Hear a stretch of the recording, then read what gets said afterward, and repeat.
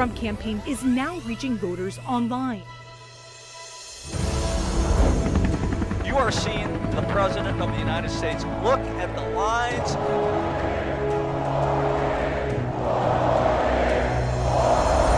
You joined our movement. A lot of President Trump supporters here. Greatest movement in the history of our country.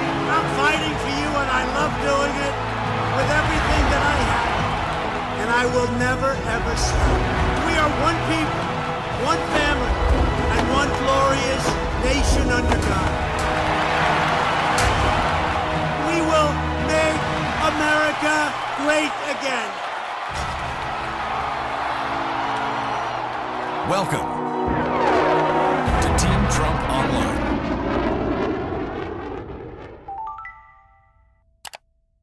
Good evening and welcome to Faith in America, Catholics for Trump.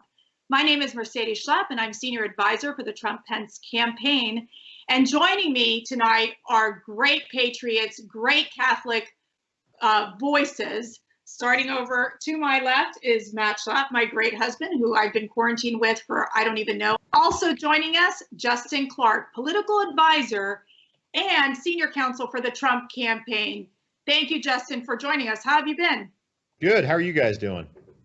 You know, we're hanging in there, but I do notice you have something that I think belongs to me. It did belong to you. This is an icon of St. Michael, the Archangel, that I liberated from your office. Wait. It mysteriously disappeared from my office in the West Wing one day when I showed up and the icon was gone. I believe the angel that took it left a note saying that it was in better hands. And in all seriousness, Mercy, I think I needed it more than you did when we were working at the White House together. You know what? We both needed it, but thank God we had St. Michael watching over us at all times during that time. That's right. I still want it back, okay? We're also joining us, Kristen Hawkins, Catholics for Trump and Pro-Life Voices for America. How have you been, Kristen, with the quarantine and the 4 kids? We've been hanging in there, keeping very busy with homeschool and everything that we're doing with the pro-life generation. So everyone's in a good mood. This weekend is Quarantine-oween. We've done half Halloween, so that's our big party for this weekend. We're making up holidays here. I like it. That's wonderful. And then we have, of course, Mary Matalin, our co-chair for Catholics for Trump. Mary, thank you again for joining us. Kristen, I'll trade you one husband for 4 kids. I guarantee you it's a better deal for me. Hey, Kristen, give me a call. I want to help you negotiate. Well, apparently we've got Justin teaching the kids Latin. Kristen's teaching the kids Latin as well. Schlapp, what have you been teaching the kids? Well, they know how to make me a martini, which I think is good. That's very good. Very good. Two dead languages versus a martini. I mean, that's pretty practical skill set. Teaching Latin makes me want to drink a martini. So. Right. Well, it's either half full or half empty. You can teach them about fractions. It kind of works well. But let's get into some serious conversation here. Obviously, we know that the Catholic vote's going to have a crucial role this upcoming election. This is a critical time for Catholics to speak up. Especially this year when we've seen the Democrats shift far left on so many of the issues that we care about.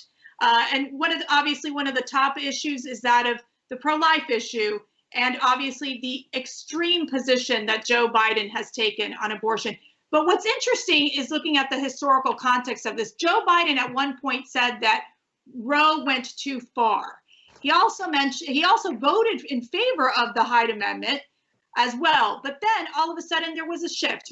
What do you think the shift has to deal with, Matt Schlapp? Well, when Joe Biden was first elected, you would have said he was softly pro-life. He certainly talked about how Roe v. Wade in 1973 went too far because, as we know, Roe v. Wade upended every state regulation on abortion in all the states. So it was really quite radical. And he said at the time that it did go too far. And he supported the Hyde Amendment for all of his years in public office. And what the Hyde Amendment intended to do, named after the late, great Catholic Henry Hyde from Illinois, was to say, okay, we have pro-life Americans and pro-choice Americans, but we can all agree on one thing. Why should we use someone's taxpayer money who's pro-life to pay for the abortions for somebody who wants to have a legal abortion? So this was a place where people could agree on. Even that common sense step, Joe Biden threw out the window during his search for this nomination on the Democratic side in the year 2020. And so, what it certainly looks like his ambitions to be president meant that he had to throw aside the Hyde Amendment. He didn't even do that during the 8 years sitting next to Barack Obama. It just shows you how extreme and how radical this Democratic Party, led by the Squad, led by Bernie Sanders, led by Elizabeth Warren, how radical they are on this question of protecting unborn life. So, Mary, you've worked in politics for a long time. I mean, have you seen this shift in the Democrat Party where they have definitely gone too far to the left to appease this base and appease Planned Parenthood? One of the beautiful things about being a woman of a certain age is having an historical context. But just let's stop and think of the history since Roe in the context in which we live today. Since Roe, there have been 62 million abortions performed in the United States, 62 million. I heard this morning that globally, COVID has resulted in 1 million deaths, and we've shut down the world. And the blue states and the liberal states are the number one, let's not go back to work. And yet they can justify 62 million abortions. And it is common sense that you should not, or nobody who opposes abortion should have to pay for it. But even more radical is infanticide. I don't even care if you're pro. I have a lot of pro-choice friends. It is absolutely impossible to morally justify infanticide, which is where Joe Biden and the whole Democratic Party is going. And I'm saying one more thing about what Matt mentioned.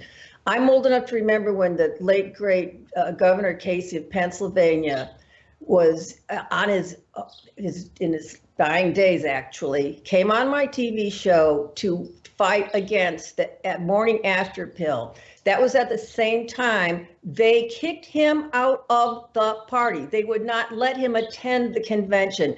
So if for you younger people, the history, and it's a very short history in my long lifetime, actually, the Democratic Party has gone from Roe, safe, fair, and legal, to infanticide and dumping anybody out of their party, no matter how successful they were as a politician or policymaker, has dumped them by the wayside. Justify that politically. Well, it shows you just how afraid they are of losing, because they are running to the extremes, to the base, trying to recruit as many activists on their side as possible and hoping to get as many dollars as they can by Planned Parenthood, the nation's largest abortion vendor. And I think the extremism actually shows us that we are winning and we're making strides, that they're having to go so hard left and to be so unapologetically pro-abortion, not pro-choice, pro-abortion, pro-infanticide. Justin, we've seen the president really be a staunch defender of the unborn and really be a very strong voice on our pro-life issues, even speaking at the March for Life. You worked for the president in the White House. You've been there. You've seen him in action. Share with our viewers your sense of why the president is so committed to our pro-life issues. Well, Mercy, it's a really great question. And, even going back to 2016, I remember people were shocked at how vociferously the president embraced the pro-life message in debates. If people forget, that was a news story that he was talking about being pro-life openly in the debates in 2016. So this is something that he's committed to, that he remains committed to. It's not only a campaign promise, it's something he feels and believes in, and his record reflects that. This is not somebody who's afraid of the abortion issue.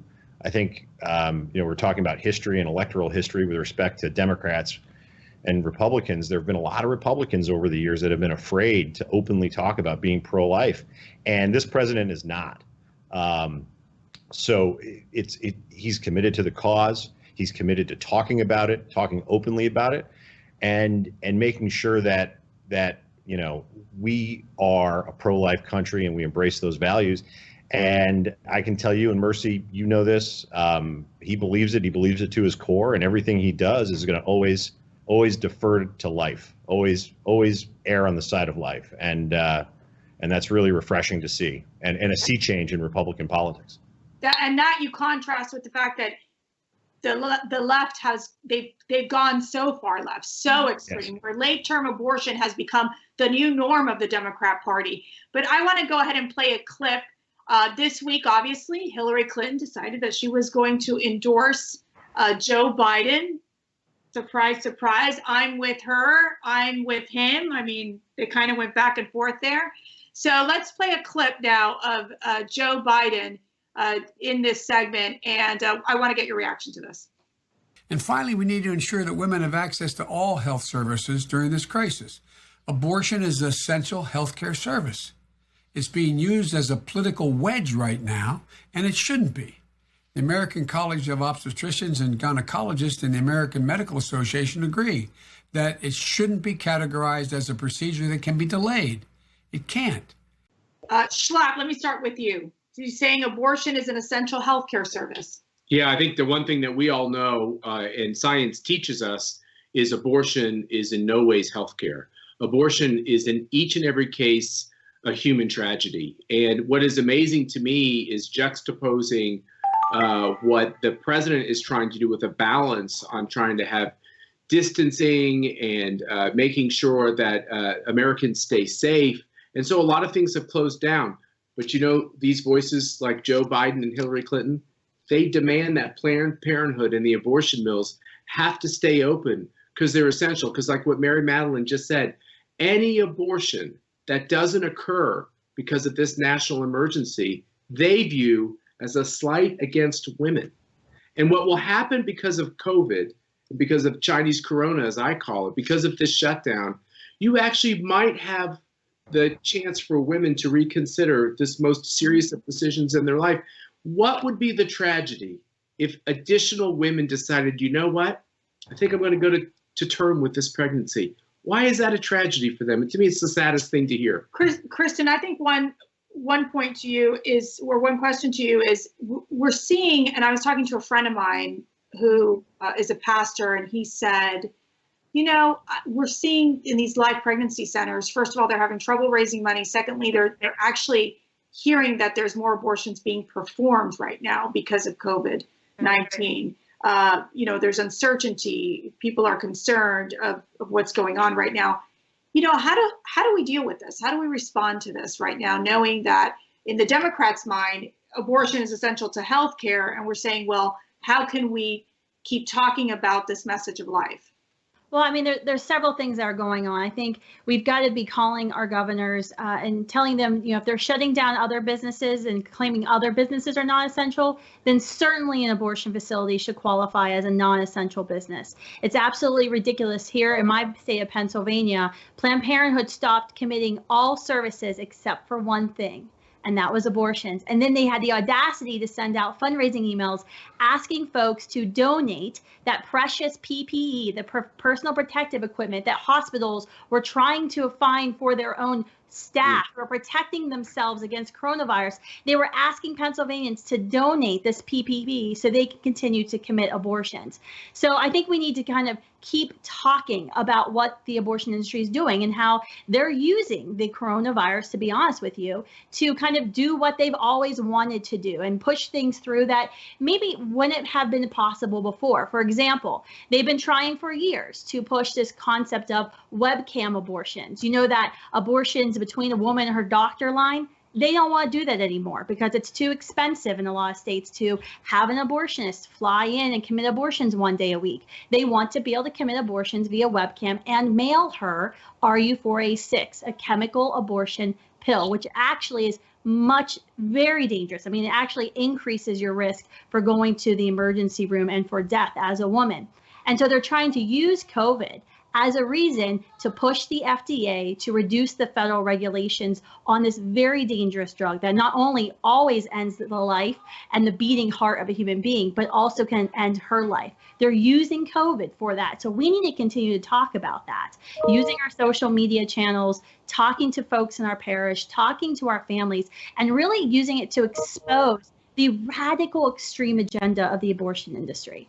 Let's talk about that. In terms of the late-term abortions, obviously, Justin, you live in Virginia, as do we. In terms of our Governor Northrop, who is closing down our state till June 10th, he was the one that said execute the baby, right? So, I mean, it really is. On Good Friday, he signed the law. Right. Oh, and then they end up loosening up the abortion restrictions. Mm-hmm. You know, I think it's very telling that the Democrat Party has shifted so dramatically. You know, what are your thoughts on the fact that the Democrats just have felt that they can go from safe and rare to all of a sudden on demand, late-term abortion, doesn't matter if the baby's 39 weeks or 40 weeks. I mean, it just goes so against what we stand for as Catholics. It really does, Mercy. It really does. And unfortunately, just looking at their current, what they're talking about, it kind of brings the lie to the whole myth of Roe versus Wade, that this was a safe, rare, and legal opinion.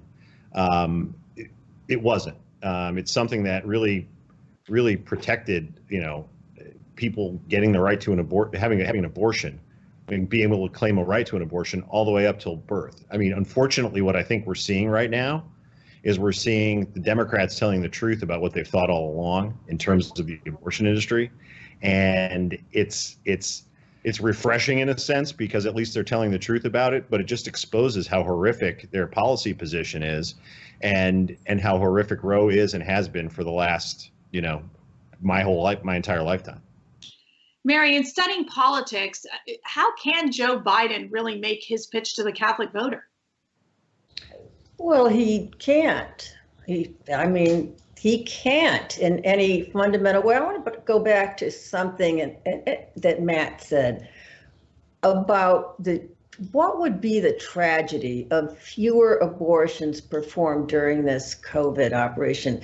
There's one abortion clinic left Planned Parenthood clinic left in Louisiana, and we go there and pray every Saturday. And the women that have, and it's just praying, there's no pressure. The women who have stopped and changed their mind to a woman has come back to us and thanked us and are so grateful and feel so blessed. And I wonder how many of these Democrats go back and talk to women after they've had an abortion and see how grateful and blessed they feel about having taken their own child's life. The second thing I want to pick up on is what Justin said about President Trump's ferocity and bravery in talking about the life issue and abortion. You and I, I'm older than all y'all, but there was for a very long time, and many people, presidents that we've loved and politicians that we've worked for, were terribly afraid of speaking about this issue.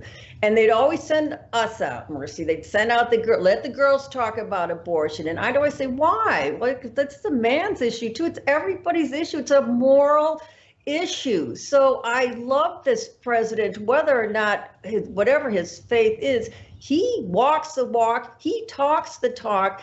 And what Kristen's saying is so true. Why we're afraid to talk about this issue, or we're less than we used to be. But I would ask the question in a calm way to any Democrat, can you just explain to me how safe, legal, and rare became a baby is born, made comfortable, and then we discuss with the mother, as Governor Northam said, discuss with the mother, then taking that baby's life. I can't even restate what Northam said. And I want to know if these Democrats have ever been, somebody should ask at a debate, have you ever gone back 10 years after the fact, or 5 years, or 10 months, and said, are you feeling grateful and blessed for the opportunity to have rid yourself of a human being? That is the completely opposite of what happens when you're praying at these clinics and abortions are avoided. it doesn't sound like that's a political way to discuss it, but the absence of fear of discussing it is in a calm way is really, really critical. And we have to do this when we have a president who is so unafraid and is so vocal about the dignity of every single life. No, and there's a good point to make here, because the Democrats always use that line, and I'm sorry, Justin and Matt, that you all are outnumbered, that, women, it's a women's issue. And I'm saying there are so many women out there, Catholic women, Christian women, that are pro-life, and so many young people who are pro-life and speak out and say, wait a second, Democrat, crazy party, you don't speak for me. And I know, Christian, you go out on college campuses all the time. I mean, you get to meet these individuals. What do you get when you're speaking to the pro-life women out there? Yeah, I mean, it's interesting on college campuses, and I have a lot of these lectures and debates on campuses, and I get my fair share of protests. But it's really interesting when the crowd comes and they hear the speech and I talk about abortion, and even those who they don't want to call themselves pro-life. They struggle with the term pro-life, but they don't want to call themselves pro-abortion. You want to know what makes them more mad than anything else? When I call them pro-abortion, they have to defend their abortion beliefs. No one is comfortable with abortion on college campuses. They all recognize that abortion is a tragedy, that there's something wrong with it, that it's sad.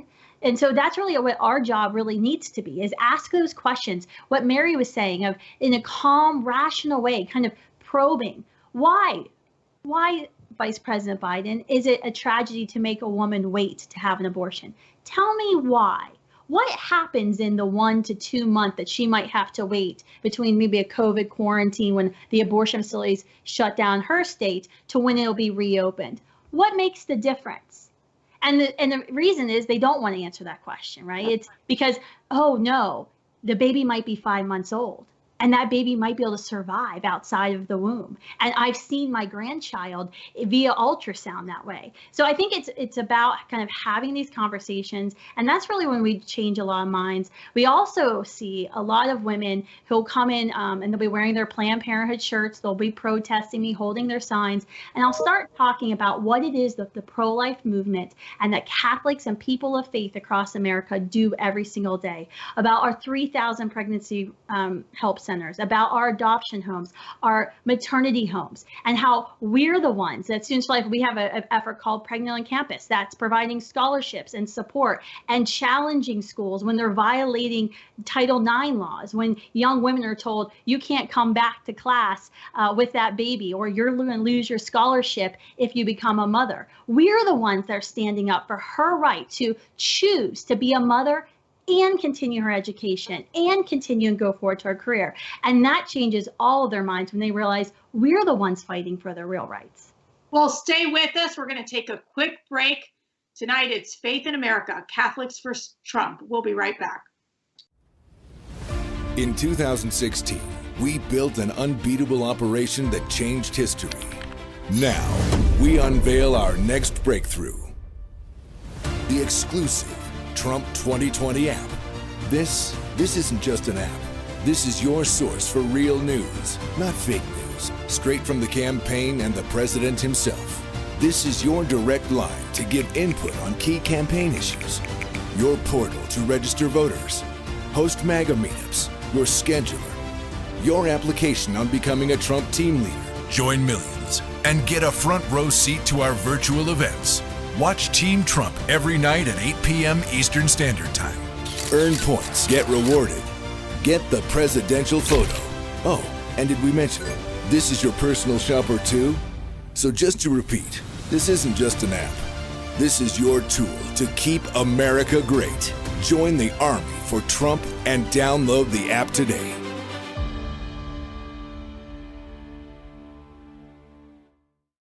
This is Matt Schlapp, and welcome back to Catholics for Trump.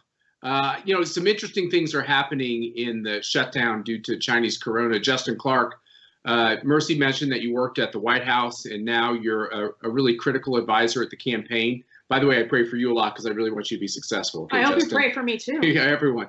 But in the midst of some kind of crazy decisions from mayors and governors about what does get shut down and what is allowed to stay open. We've covered Planned Parenthood, but even in states like Mississippi and other southern states, there's been these kind of arbitrary decisions about shutting down any kind of observance of a religious practice, right? While they're allowing similar things to stay open that are non-religious in nature. And our great Attorney General, Bill Barr, came forward and said, now look, basically what's good for the goose is good for the gander. If you're going to treat a retail or a restaurant establishment in a certain way, you can't be more harsh on the religious institution or the religious service.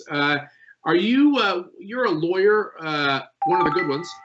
What's your reaction to what Attorney General Barr did? Well, I think he was dead right to do what he did. And just by way of background, the president and the administration have done a great job, respecting the boundaries of federalism, right? We live in a federal republic, and we have 50 different sovereigns within our country, right? And I think he's done a terrific job making sure that we respect the rights of the states and respect the rights of all those there. A lot of the decisions people in the states have made, some of them are head scratching. You can go to your local package store and get some vodka or a bottle of wine, and I'm A-okay with that. But you can't go to mass. There's just disparate treatment of different things, and in some instances it's seemingly targeting religion. So Attorney General Barr this week did come out and gave guidance in a letter to his U.S. attorneys throughout the country, basically saying, watch out for this stuff. Just because we're in the time of pandemic, in a time of crisis, or there's a national emergency declared, doesn't mean our constitutional rights are suspended in any way, and to be on the lookout for violations of people's constitutional rights. And I think it was important to send that message to our nation's governors, and more importantly, our citizens, that, hey, we're all sacrificing here, and we're all, really giving up a lot, and some in horrible ways, losing jobs, losing careers. As a West Wing insider, Mercy, you were a West Wing insider as well. What I find fascinating was with people like Bill Barr, the Attorney General, who's a man of faith, of Catholic faith, Pat Cipollone, who's the president's White House counsel, another outstanding lawyer, individual, a man of strong faith, Catholic faith. What I like about with this president, the types of people he's put around him, is, like you said earlier, I think Marius had said it and you said it, he simply is doing what he said he would do. He's walking the walk.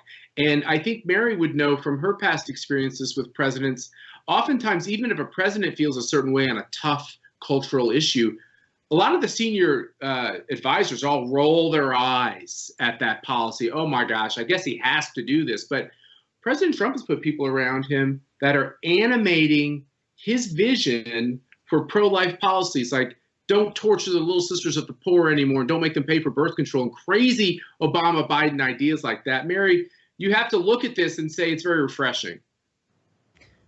It's not just refreshing, it's fundamental.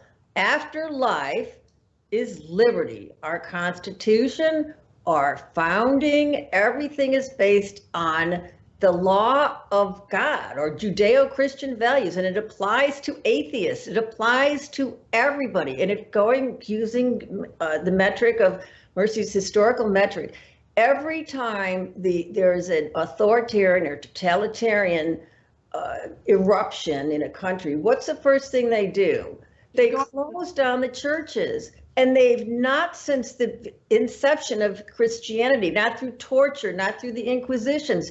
John Paul, beloved John Paul II in the Polish churches, none of these churches have ever been able to be eradicated, but that is what the totalitarians go for first. And I love Bill Barr's, he's not making it a religious issue. He's making it an issue for atheists. He's making it an issue for everybody. Life and liberty and the pursuit of happiness, which for many people of faith, this has been a very unhappy time to not be able to hold mass. Of course, in Louisiana, we had drive-by daiquiris, so we have drive-by masses too. My priest is running around in a truck with a megaphone doing mass. So you cannot stop the church. You cannot stop people of faith. And thank Bill Barr, not only for that and understanding our founding and the critical nature of the values in our founding and our Constitution.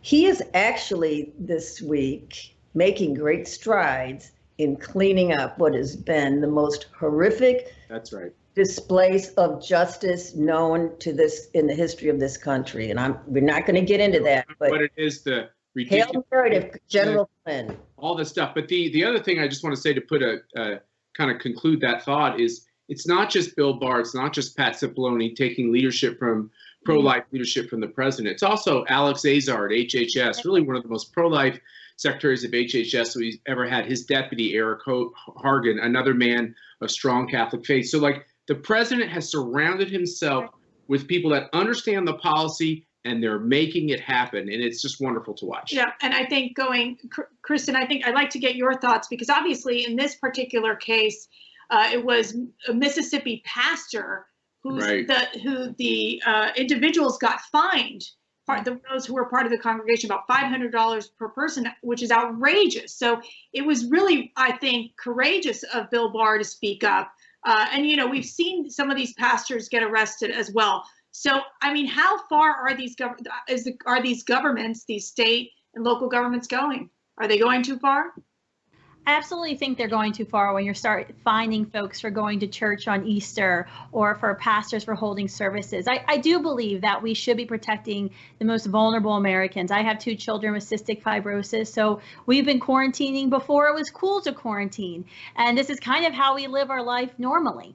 And so I certainly understand how we need to protect the most vulnerable amongst us. And to be honest with you, it's been very interesting to see the cognitive dissonance in a lot of these Democrat governors. You know, Gavin Newsom saying, that's it, I'm shutting down all the beaches, everything, because you are too many of you going to the beaches. And then he turns around and signs a horrific law that's going to mandate abortions on every college campuses, and saying one breath that you support the most vulnerable, but then on the other hand, support abortion. Exactly what we saw in New York State, where Governor Cuomo lit up One World Trade Center pink last year after he signed into the Reproductive Health Act, which allows abortions up until the moment of birth, which literally took away the criminal penalties for killing a pregnant woman. You can now only be charged in the state of New York with 1 murder, not 2 had you previously. And he lit up One World Trade Center to celebrate that. And then he's on TV every day lecturing New Yorkers about how they're not protecting those vulnerable. So I think there's always a balance.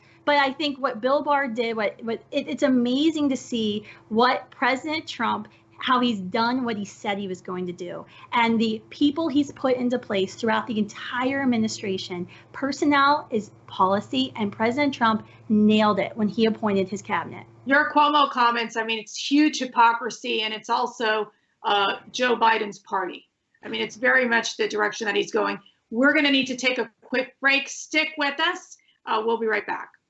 We turn now to that $350 billion fund to help small businesses and its workers get through the shutdown. It will be up to Congress to restock it. But Democrats blocking that move this morning. They asked for $250 billion in 48 hours. I said, well, I don't think so.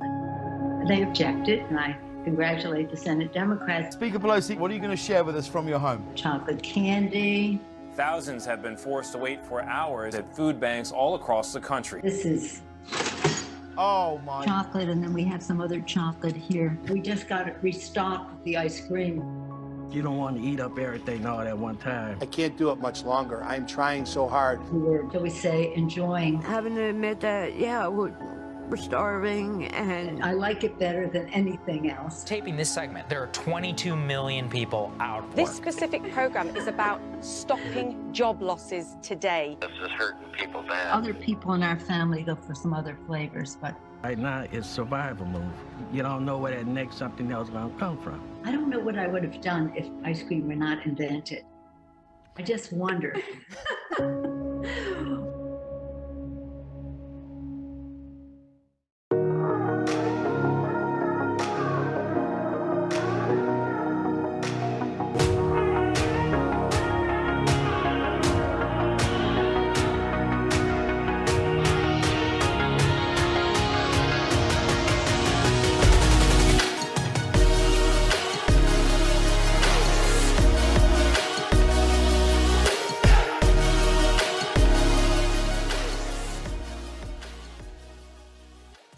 Welcome back to Faith in America, Catholics for Trump.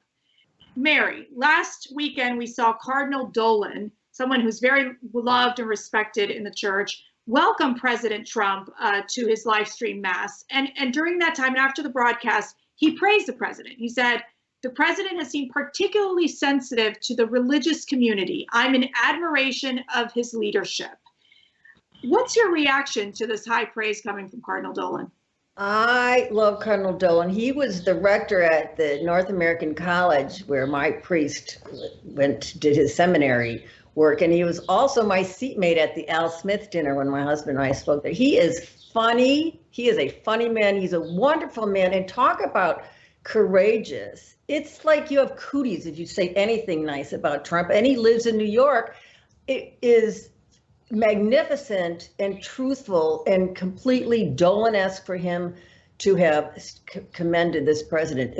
And can I make a side point on leadership? We were in the White House on 9/11. The execution of this administration in dealing with this global threat, because even 9/11 wasn't a global threat, has been astounding. And it was not just courageous, it was critical for Cardinal Dolan to recognize that. I love that man. I love and adore that man. And don't miss him on the Catholic channel. He's on once a week. He's hilarious too.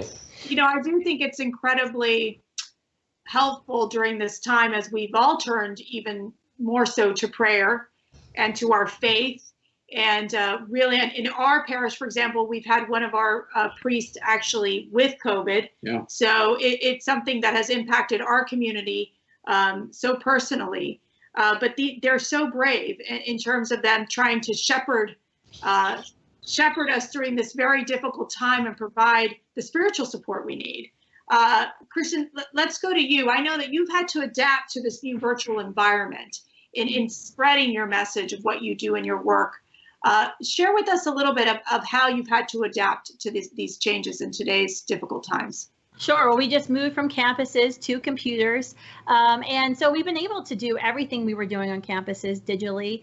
We trained 2,200 young people last month. We've got 100 new Students for Life group leads.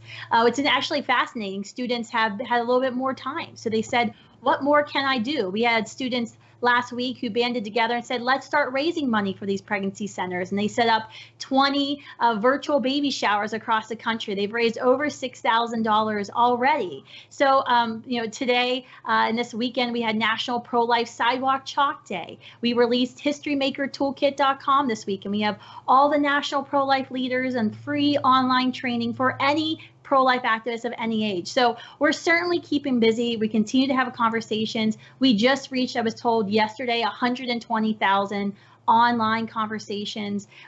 We've got a 31% conversion rate. So we're actually targeting those pro-choice young people and having digital conversations with them, changing their minds on this issue. So it's difficult, but these challenges allow us some new opportunities, and we're going to take advantage of that. Justin, let me ask you, let's put your political hat on here. We know that, the election's going to come before we know it. Your team's working 24/7, obviously, on so many of these different issues. But now we've got the Catholic vote. I know that people are always like, oh, you got to separate, church and state. The Catholics get very why would we want to get involved in politics? But we got to get involved in politics. What do you see is going to happen with the Catholic vote, especially in some of these targeted states like Wisconsin, and Pennsylvania? Well, sure. I mean, everyone always talks about the Catholic vote as being, a monolith, and it's not. It's rather diverse. We've got about, if you take the Pew Research numbers, about 20% of the population of the country, or 60 million people, are Catholic. It's the largest single denomination of any Christian sect in the country, so it's a big, broad, diverse group. Now, that 20%, if you look at states like, and I'm just going to use my cheat sheet here because I can't remember numbers anymore, Iowa, 25% of the population's Catholic, Pennsylvania, 28%, Michigan, 21%, Wisconsin, 25%. The numbers are disproportionately higher in the Midwest, in those states I just mentioned, than the national average. And you've got a higher percentage of more conservative voters who also are Catholic in those areas. So we have an opportunity to really reach out to folks with the president's message in those places, getting them to register to vote, getting them to go to the polls, come to events, go to rallies. And that's why Catholics for Trump is really important, because we want to be a tool to be able to get people in the door and engage with President Trump where they may not have before. They may not have heard his message. It's always shocking to me, being a political hand, that there are so many people who are engaged in politics and have opinions that aren't registered to vote. And the Catholic community and the Catholic community in those areas is no different. So it's going to be critical. It's going to be critical to register your friends and neighbors and families, to talk to people at the fish fry, to talk to people at Donut Sunday after Mass, and get them to register to vote and vote for President Trump. I love Donut Sunday. It's usually one of my favorite events. It's my favorite. It's my favorite. Can I add something to that? Mary? It's in Justin's lane. President Trump has done such a magnificent job in minority communities. And I know New Orleans is odd, but 30% of African Americans are Catholic there. And women, African American women, 81% of them are religiosity. That's they're high on religiosity, to go into this polling stuff. We have an opportunity to bring these two messages together: what the president has done in those communities and how much of that is founded on the values that are in the Constitution that are being defended by this president. That's a great point. And I think also, obviously, the great work he's done on criminal justice reform, which has its roots in our Christian faith of believing in second chances and redemption, because if it wasn't for redemption, we'd all be in a sorry spot. Do you want me to lead us in prayer? Please do. And okay. What do we know from May 1st? Well, we've had a great conversation, and we know that on May 1st was a special day in a lot of ways. First of all, it's my little baby sister's birthday, my sister Chrissy, but even more importantly, both the church in Canada and the United States rededicated itself to the protection of our Blessed Mother. And we often think about Mercy and I, Our Lady of Guadalupe, which is the feast day that I proposed to you on, and she's the protectress of the Americas. And I always feel like it's a very special thing to ask Mary to help America, to pray for America, and to pray for our president. So let's do that now. In the name of the Father, and the Son, and the Holy Spirit, amen. Mary, we ask you to intercede with your Son, our Savior, to keep America in your bosom, to keep all of the important issues that America is leading on, to give us strength and to know what our purpose is to be, to further God's kingdom. And these things we pray in your name. Hail Mary, full of grace, the Lord is with thee. Blessed art thou among women, and blessed is the fruit of thy womb, Jesus. Holy Mary, Mother of God, pray for us sinners now and at the hour of death. Amen. Amen. Amen. And I want to thank all of our special guests today who joined us to really have this heartfelt conversation, this important conversation on how we can get the Catholic vote out. That's going to be critical. We want you to get involved in our movement. We want you to get involved in the campaign. And let me tell you something, President Trump is standing up for people of faith every single day, him and his administration. It's what he's committed to. And if Joe Biden were to become president, which is not going to happen, he would lead us in a wrong path. And we have to be we need to know that this is the critical election. And we need to stop Joe Biden from getting into the White House. First of all, because I don't think he's going to remember anything, number one. And number two, he definitely will not be a fighter for us, for our church, and for those people of faith who just want to worship freely and also protect the unborn. So stay in touch with us. That's the most important thing. We have Team Trump online every night at 8 p.m. Eastern. We love having you join us. We've had a tremendous success with over 1 million unique viewers a night. And also you can text at 88022. You can text Trump at 88022. We also have a new app that we've unveiled. So you can download that at let me make sure I get this correct. It's at the Apple and Android. That shows you that I can't be that technologically savvy. But join us if you want to volunteer, make calls from your couch, go to armyfortrump.com. Thank you so much for joining us. God bless you. God bless President Trump, and God bless America.